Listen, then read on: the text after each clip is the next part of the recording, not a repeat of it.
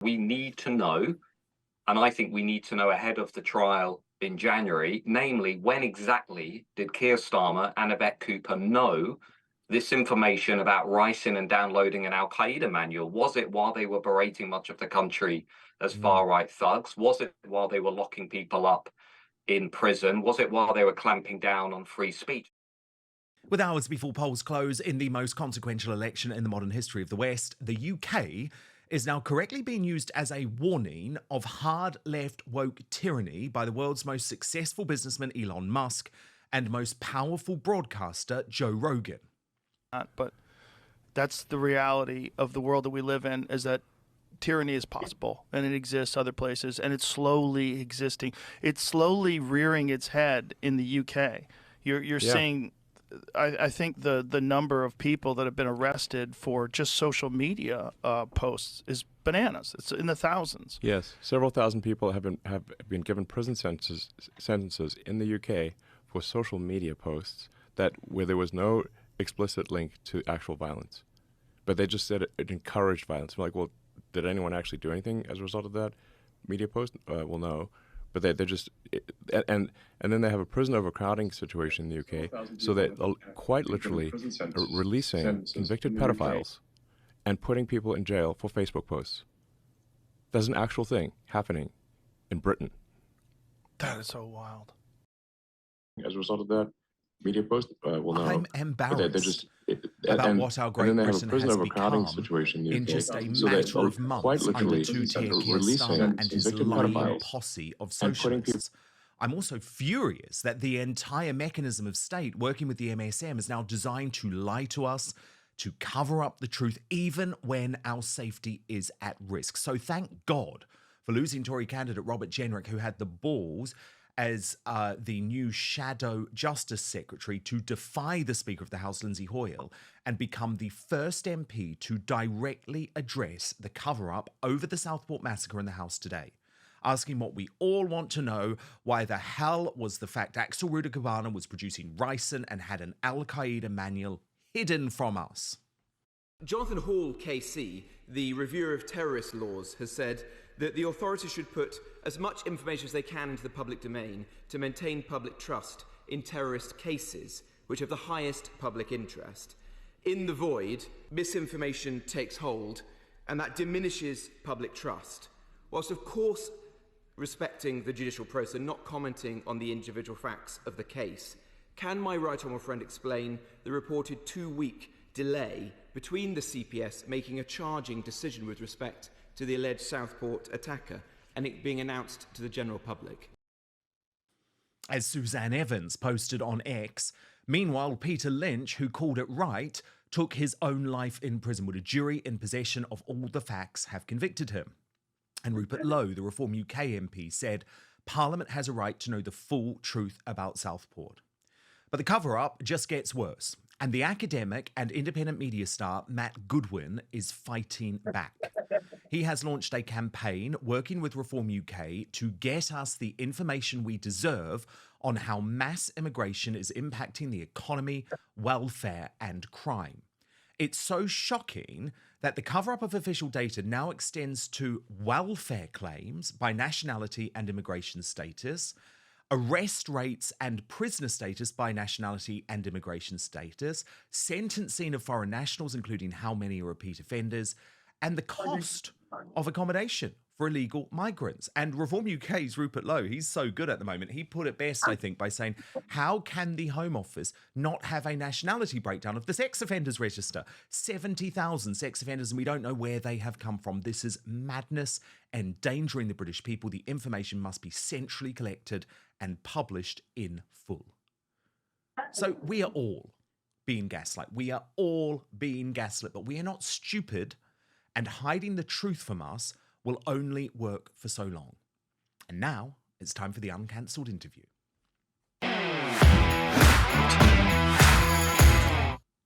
And it's absolutely brilliant to have the Substack star Matt Goodwin with me today.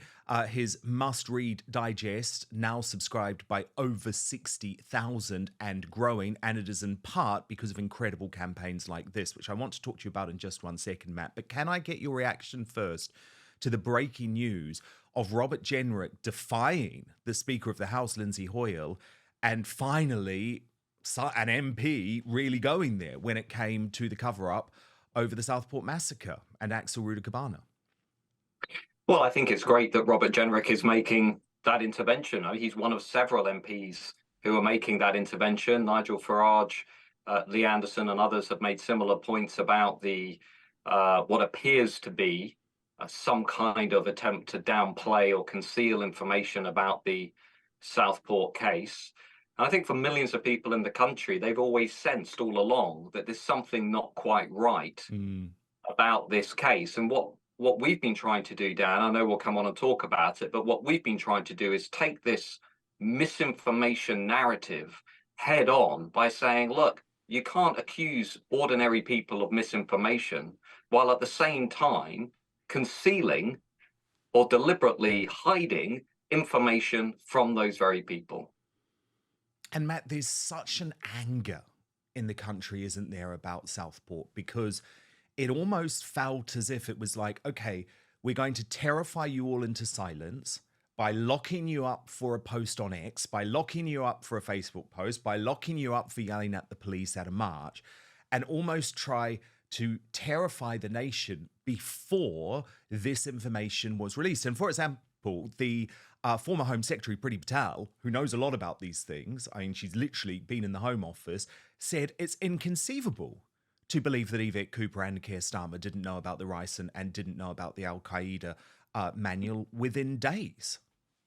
Well, Priti Patel wasn't the only one. We also had a former counter-terrorism official say that it was likely, in their view, that the Labour Home Secretary, Yvette Cooper, would have known within hours that ricin, or an attempt to make ricin, had been of relevance to this case. So as I said at the time, Dan, on the Substack, there are a series of really important questions now we need to know, and I think we need to know ahead of the trial in January, namely, when exactly did Keir Starmer and Yvette Cooper know this information about ricin and downloading an Al-Qaeda manual? Was it while they were berating much of the country as far-right thugs? Was it while they were locking people up in prison? Was it while they were clamping down on free speech? And as I say in this campaign with the Reform MPs, just, this is so much bigger than Southport, because what we have in this country is a state and government departments that are really doing something that's quite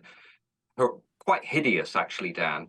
They're accusing ordinary people of not really understanding the modern world, not understanding the complexity of policy.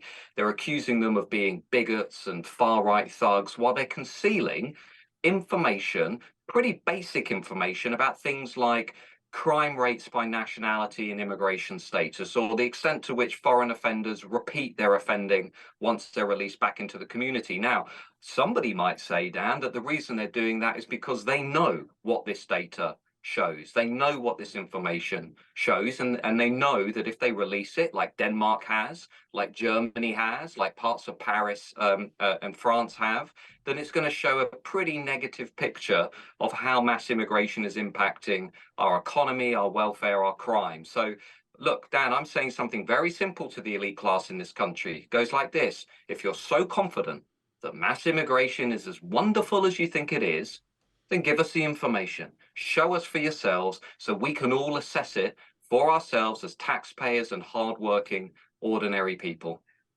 And the problem is, Matt, these stories are very real and they are impacting lives on a daily basis. So, look, I could have chosen, and I know you highlight them a lot on your Substack, but this is just a brand new example, right? A headline from the Daily Mail. Afghan immigrant who fled UK after Taliban came to power, charged with sexually assaulting 14-year-old girl as she walked her dog. And the fact is, Matt, and I guess what your argument is we need to know how many examples of that is going on, because we can read all the individual headlines, but it's utterly critical that we understand how often this is happening. First, though, digestive issues are caused by a potential toxin that's in all of the, quote, healthy foods that scientists have been telling us to eat with a fraudulent food pyramid for the longest time. And this potential toxin causes digestive issues. According to Dr. Gundry, a world-renowned cardiologist, this is affecting millions of people nationwide. Warning signs include weight gain and fatigue and digestive discomfort and stiff joints, even skin problems. Well, Dr. Gundry explains these side effects are often mistaken for normal signs of aging because digestive issues develop usually over a matter of years and sometimes even decades. I can assure you that the damage is probably caused by these health foods and it's far from normal. The good news is you can easily help fix the problem from your own home. It's very simple. You just have to know which foods are actually healthy and which contain this hidden potential toxin. So you can go find this yourself at gutcleanseprotocol.com/outspoken. That's gutcleanseprotocol.com/outspoken. I've put the link in our show notes on YouTube and Rumble, or you can click if you're watching the QR code.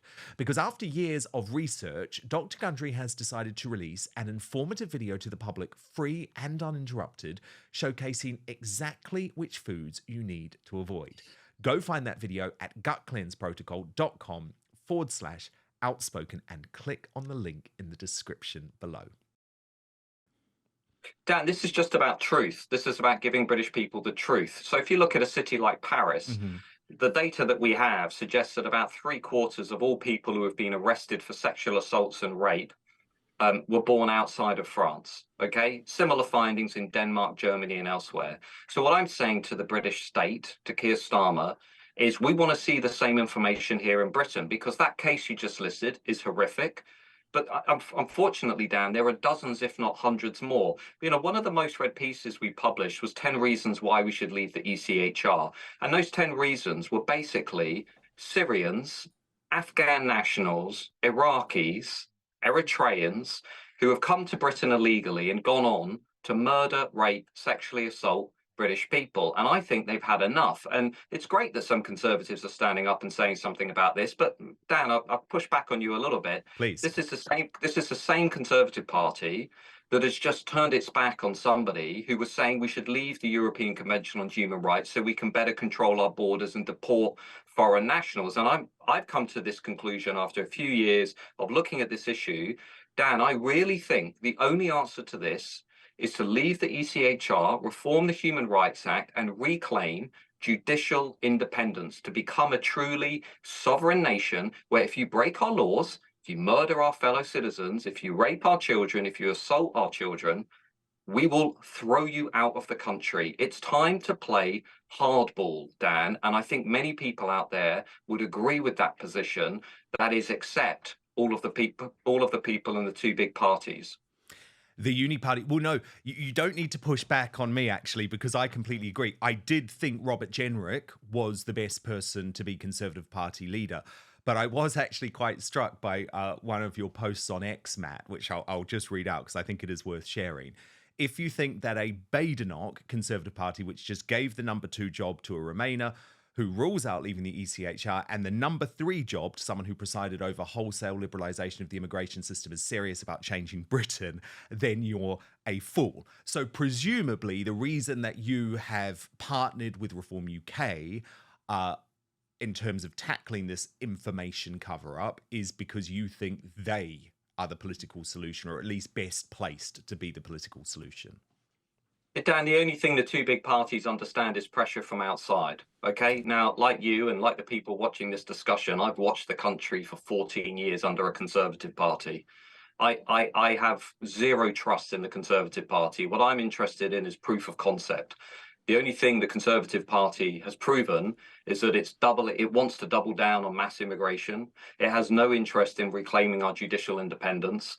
And I'm sorry to say, I've got friends who supported the Badenoch Conservative Party. I wish them well. I think they're deeply naive. I think the appointments speak volumes. You know, I think this is a party that has again refused to listen to the mood in the country. It turned its back on Robert Jenrick and his calls to leave the ECHR. They'll talk the talk, Dan. Watch what happens now. They'll talk the talk. But even Jenrick knows. He's now within a Conservative parliamentary party that leans so far to the cultural left.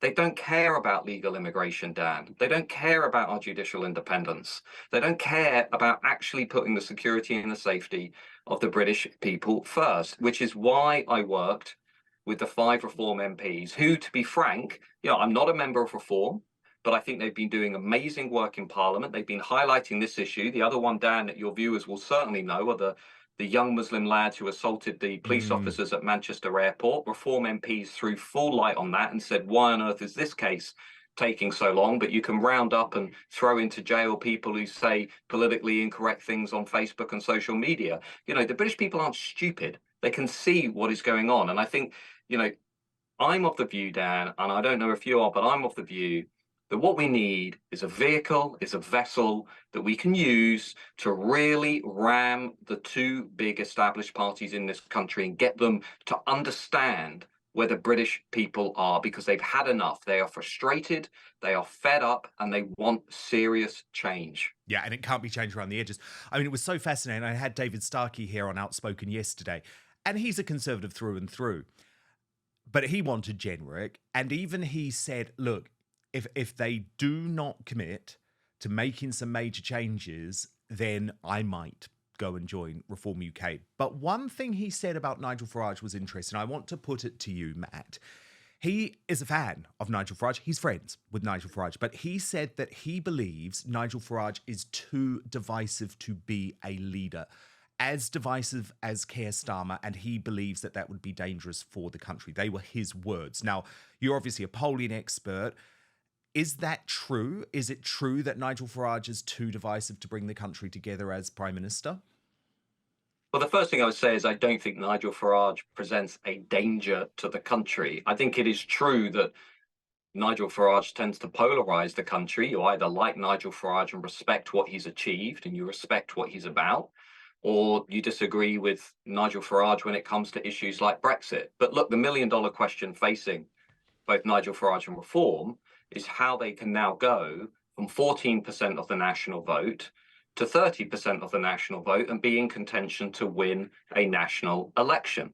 And I think even Nigel Farage would say, as indeed he did say when he came back as leader of Reform and he committed to 5 years, he said part of that process is about changing the organization and is about pushing up people within Reform, a more a widespread portfolio of people and so on, and turning this people's army into an even bigger revolt in British politics. And I think ultimately, again, to go back to my point about proof of concept, look, Nigel Farage, whatever your view about Farage, is the single most influential politician of our generation.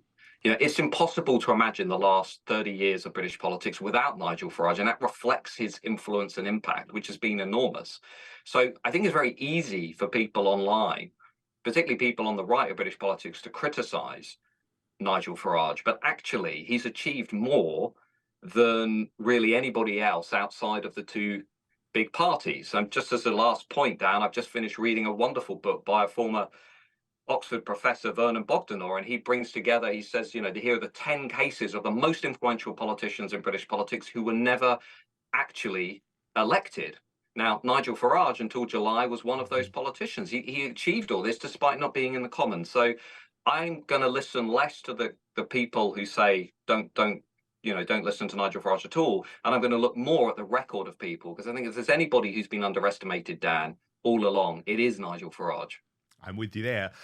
Look, final question, Matt, then. Where do you stand on, speaking of unelected populist leaders, where do you stand on the Tommy Robinson question? Because there's been, I wouldn't go as far to say a civil war breaking out within Reform UK, but there's certainly been disagreement within Reform UK about how to tackle the Tommy Robinson question. Both Ben Habib and Howard Cox actually on this show took issue with Richard Tice describing people who were at the Tommy Robinson march as that lot. And Howard Cox actually told me that Nigel Farage had been in touch with him and said that Richard had gone too far. It's a difficult one for Reform UK, isn't it? Because there will have been a heck of a lot of people on that march who are Reform UK supporters and voters. Well, Dan, I can only tell you what I think about that issue, and that's simply this, which is, as I've said before in public, the simple reality is that somebody like Tommy Robinson, a figure like Tommy Robinson, would not be anywhere near as popular and significant as he is, had the British state, had the old parties, had the civil servants and the police taken the issues on which he campaigned seriously to begin with. The blunt reality, Dan, is Tommy Robinson is only in the political landscape, is only a significant figure because of the consistent failure of local councils, police authorities, and let's be honest, Dan, the legacy media class, to actually draw attention to the issue of the grooming gangs and the sexual exploitation of our girls and women by predominantly Pakistani Muslim gangs. Now, there are only 2 or 3 people in the country in 2009 and 2010 talking about that issue. One of them was Andrew Norfolk at the Times. Another one was Tommy Robinson. And later on, there were journalists like Charlie Peters and others who continued to draw attention to it. So my view is very clear. Tommy Robinson reflects the failure of our legacy media class, of our politicians, of the state to deal with that issue. So my view is going forward, learn from that lesson, hold the state to account, apply pressure on the old parties, ensure that this hideous industrial scale rape never happens again. And by the way, Dan, if you hold dual nationality and you were convicted of grooming, my view on this, I've written about it in the Substack, you should be deported from Britain. We should be applying pressure through international aid and visa schemes to force countries like Pakistan to take criminals back and get them out of the UK, especially criminals who have assaulted and raped our children. I don't think that's a no-brainer. It's a no-brainer to me. I don't think anybody in the country of reasonable mind would disagree with that. So that's my view of that issue. I don't see it as polarizing and as divisive as some. Thank you so much for watching Dan Wootton Outspoken. Please click on my face just to the bottom left to subscribe to this brand new independent news source and turn on the notification bell so you'll be alerted to our brand new live shows, uncancelled interviews, and special royal episodes. Outspoken is also now available as a podcast, so you can listen to the show every weekday on the go, wherever you are.